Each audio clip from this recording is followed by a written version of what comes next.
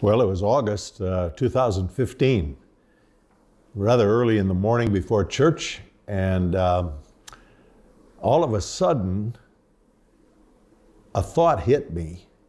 I'm a passive churchgoer. What? Yeah, I'm a passive churchgoer. I never considered myself to be very passive about much of anything. But there it was, right in my face. And I began to process that. What does that mean? Well, I would go to church.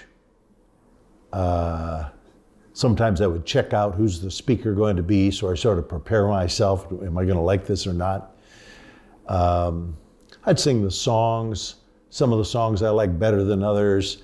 I might evaluate the soloists that morning. How good were they?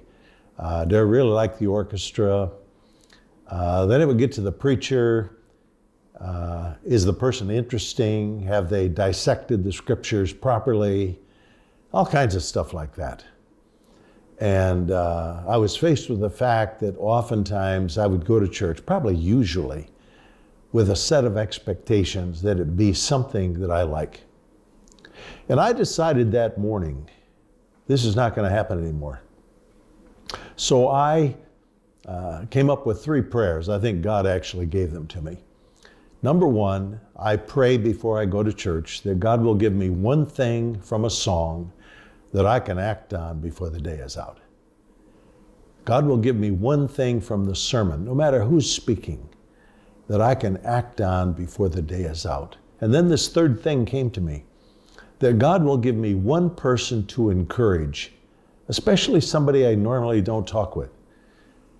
One person to encourage before I leave the church building.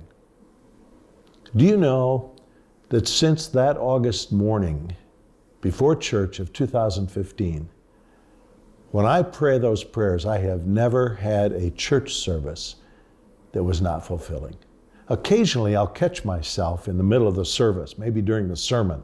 My mind is wandering, I'm thinking about hunting or fishing or something, or I catch myself evaluating the preacher, and I'm reminded that I didn't pray.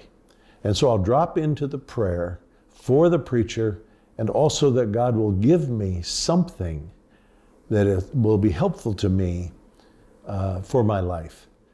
I call it my daily bread prayer. I am praying that everything I encounter during that church service will be like daily bread to enrich my life and hopefully help me to enrich the lives of others. It's changing my life because I am now learning how to pray this throughout the day in other kinds of encounters. That story has been important for me because I was never trained how to go to church, but I'm learning how to do it. Have a good day.